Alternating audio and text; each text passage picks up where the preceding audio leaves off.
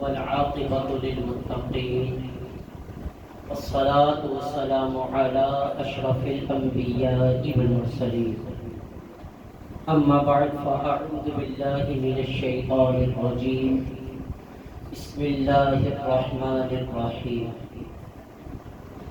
وَلَقَدْ أَرْسَلْنَا رُسُلًا مِّن قَبْلِكَ وَجَعَلْنَا لَهُمْ أَزْوَاجًا وَذُرِّيَّةً قال رسول الله صلى الله عليه وسلم من سلك طريقا يلتمس فيه علما سهل الله له طريقا إلى الجنة مولاي صل وسلم دائما سرمدا أبدا على حبيبك خير الخلق كلهم۔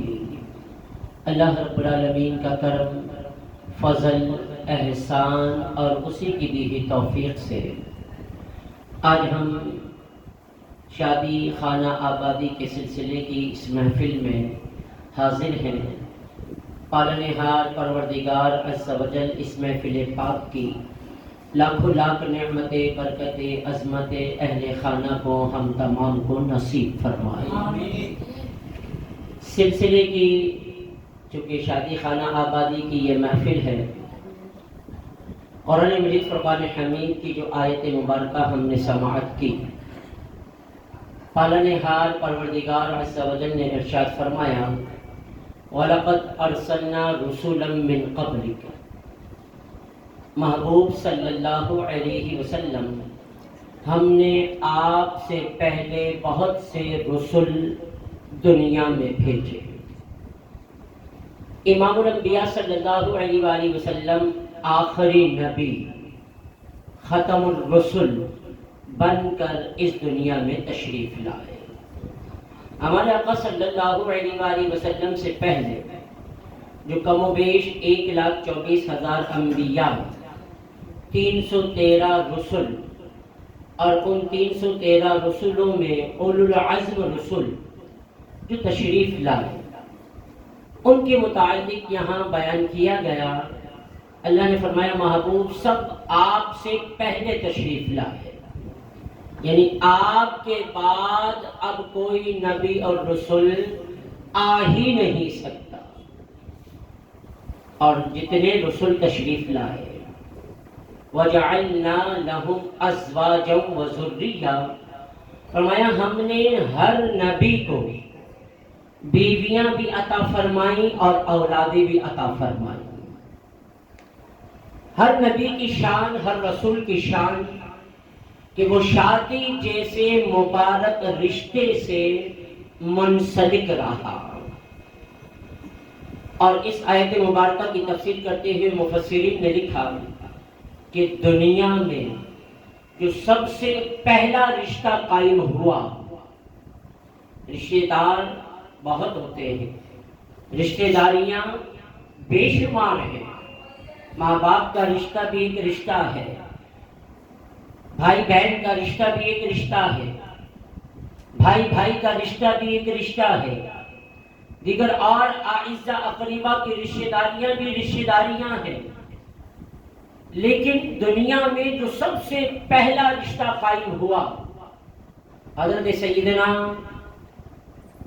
آدم صفی اللہ علی نبینا وعلیہ الصلوۃ والسلام اور حضرت بی بی حوا رضی اللہ تعالی عنہا کا یہ مبارک رشتہ کائنات کا سب سے پہلا رشتہ کہلاتا ہے، اور یہی وہ رشتہ ہے جسے رشتہ ازدواج کہا جاتا ہے، میاں بیوی کا رشتہ کہا جاتا ہے۔ تو یہ رشتہ در حقیقت بڑا رب کے نزدیک محترم اور معظم رشتہ ہے۔ یہ نکاح کے ذریعے سے آپ جتنے مہذب ترین مذاہب کا جائزہ لیں، دنیا بھر کے جتنے محترم اور مہذب مذاہب ہیں، ہر ایک میں یہ جو نکاح کا سلسلہ ہے، آپس میں تعلقات کا سلسلہ ہے، وہ بڑا مہذب رشتہ جو رکھا گیا ہے، وہ شوہر اور بیوی کے درمیان کا رشتہ رکھا گیا ہے۔ یہ بوائے فرینڈ اور گرل فرینڈ کا سلسلہ یہ تو امریکہ کی جدید ایجادات ہیں، انگریزوں کی بے حیائی اور فحاشی کی دلیلیں ہیں۔ مہذب جو رشتے رہے، حضرت موسیٰ علیہ السلام کے ماننے والے، حضرت عیسیٰ علیہ نبینا علیہ السلام کے ماننے والے، حضرت داؤد، حضرت لوط، حضرت نوح علیہ السلام کے ماننے والے، سب کے سب جس رشتے کو احترام والا، معظم اور محترم رشتہ خیال کرتے رہے، وہ سب کے سب میاں بیوی کے مبارک رشتے تھے۔ تو یہ رشتے بڑے ہی عظمت والے کہلاتے ہیں۔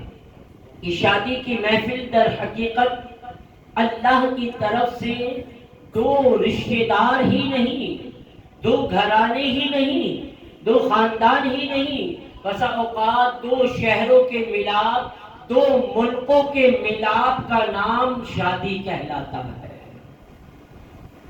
تو فرمایا گیا کہ یہ اللہ کی طرف سے بڑی رحمت والی چیز ہے، بڑی برکت والی چیز ہے۔ ایک صحابی رسول بارگاہ رسالت صلی اللہ علیہ وسلم میں حاضر ہوئے، عرض کیا یا رسول اللہ بڑی غربت ہے، بڑی فاقے والی زندگی گزر رہی ہے۔ آقا دو جہان صلی اللہ علیہ وسلم نے فرمایا میرے صحابی نکاح کرنا۔ اور صحابی کہنے لگے مسکراتے ہوئے یا رسول اللہ ابھی اپنا پورا نہیں کر پاتا ہوں، ابھی اپنا پیٹ نہیں بھر پاتا ہے، دوسری لے آؤں گا اسے کہاں سے کھلاؤں گا؟ امام الانبیاء علیہ السلام نے اس کے سامنے وَأَنْكِحُوا الْأَيَامَ مِنْكُمْ وَالصَّالِحِينَ والی آیت مبارکہ پڑھی اور فرمایا کیا تم نے اس میں نہیں پڑھا یغنیہم اللہ من فضلی، نکاح کر لو اللہ اپنے فضل سے تمہیں غنی کر دے گا، تمہیں مالداری عطا کر دے گا۔ تو نکاح کا جو ایک سبب باہم دو خاندانوں کا، دو رشتہ داروں کا، دو شہروں والوں کا، دو ملکوں والوں کا ملنا ہے، وہیں پر فرمایا گیا کہ مال کے بڑھنے کا اور امیری کا اور غربت سے امیری کی طرف جانے کا ایک نام نکاح کرنا بھی ہے۔ تو اللہ کا وعدہ ہے یغنیہم اللہ من فضلی، نکاح کرو اللہ تمہیں اپنے فضل سے غنی کر دے گا۔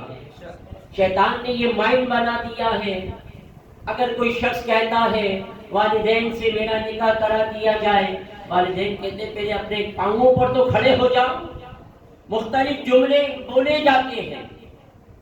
اگر قرآن مجید فرقان حمید کی اس آیت پر اور حدیث پاک پر ہم غور کرنے میں کامیاب ہو جائیں، فرمایا حقیقت یہ ہے کہ نکاح سے بے حیائی اور فحاشی کا خاتمہ ہوتا ہے، روک تھام ہو جاتی ہے۔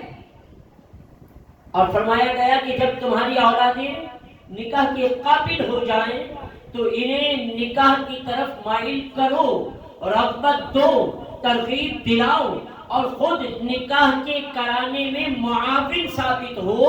اللہ تبارک و تعالی معاون کو بھی اپنے فضل سے غنی کر دے گا۔ جو نکاح والے ہیں، نکاح کر چکے ہیں، انہیں چاہیے کہ وہ دوسروں کے نکاح کرانے میں معاونت کریں، مدد کریں۔ اگر مالی طور پہ مدد کر سکتے ہیں مالی طور پہ کریں، بہترین مشورہ اگر دے سکتے ہیں تو مشورتاً ان کی مدد کریں، معاونت کریں۔ تو فرمایا کس طرح اللہ تبارک و تعالی نکاح کرنے والے کو اپنے فضل سے مالداری عطا کر دے گا، غنی کر دے گا، نکاح کے معاملے میں معاونت کرنے والے کو بھی خالق کائنات امیری اور غنا کی طرف مائل فرما دے گا۔ تو بس آج کی محفل کا مختصر سا یہی پیغام آپ کو دینا تھا۔ نکاح کی ہم اس محفل میں آئے ہیں نا، 6 تاریخ کو غالباً نکاح کی تقریب منعقد ہوگی۔ دعا فرمائے رب العالمین لمحے لمحے کی لاکھوں لاکھ برکتیں عطا فرمائے، اور جتنے بے رشتوں کے ہیں، جو بھائی جو بہنیں جن کے رشتوں میں جیسی جو رکاوٹیں ہیں، رب العالمین سب رکاوٹوں کو پورا فرمائے، ختم فرمائے۔ اور شادی کے بہترین اسباب انہیں عطا فرمائے۔ اللہ رب العالمین ہم سب کی حاضری اہل خانہ کی انعقاد کرنا خالق کائنات اپنی بارگاہ میں قبول فرمائے، آمین بجاہ النبی الکریم صلی اللہ علیہ وسلم۔ دعا کے لیے حاضر۔ الحمدللہ رب العالمین والصلاة والسلام علی اشرف الانبیاء والمرسلین۔ الہ العالمین یا ارحم الراحمین مولا کریم تیرے محبوب علیہ الصلوۃ والسلام، تیرے محبوب کے پیارے لاڈلے اولیاء کرام کا ذکر خیر کیا گیا، رب العالمین سب کو اپنی بارگاہ میں قبول فرما۔ الہ العالمین اس کا اچھا نعم البدل اہل خانہ کو ہم تمام کو نصیب فرما۔ اس کی برکت سے مالک و مولا شادی خانہ آبادی کو تمام کاموں کو احسن انداز میں پورا فرما۔ رب العالمین قرآن و سنت کے مطابق شادی کے سارے معاملات ادا کرنے کی سعادت و توفیق عطا فرما۔ الہ العالمین نکاح کی ہونے والی تقریب کو پائے تکمیل تک پہنچا، رحمتوں والی بنا دے، برکتوں والی بنا دے، عظمتوں والی بنا دے۔ اس نکاح کی تقریب سے دونوں رشتہ داروں میں، دونوں خاندانوں میں محبت، الفت، پیار، اتفاق، اتحاد نصیب فرما۔ دونوں گھرانوں کو، دونوں خاندانوں کو، دونوں رشتہ داروں کو رب العالمین خوشگوار زندگیاں، پربہار زندگیاں نصیب فرما۔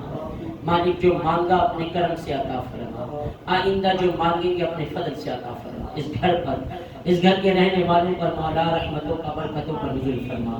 بچے کو نمازی بنا دے، بچے کو قرآن کی تلاوت کرنے والا بنا دے، بچے کو کثرت کے ساتھ درود و سلام پڑھنے والا بنا دے۔ ان کے ہم سب کے رزق حلالوں میں برکتیں، وسعت فراوانیاں عطا فرما۔ مالک و مولا شادی کے بہترین اسباب نصیب فرما۔ قال اللہ تبارک و تعالی فی شان حبیبہ الکریم ان اللہ و ملائکتہ یصلون علی النبی یا ایھا الذین آمنوا صلوا علیہ وسلموا تسلیما صلی اللہ علی محمد صلی اللہ علیہ وآلہ وسلم۔ سبحان ربک رب العزۃ عما یصفون وسلام علی المرسلین والحمد للہ رب العالمین۔ لا الہ الا اللہ۔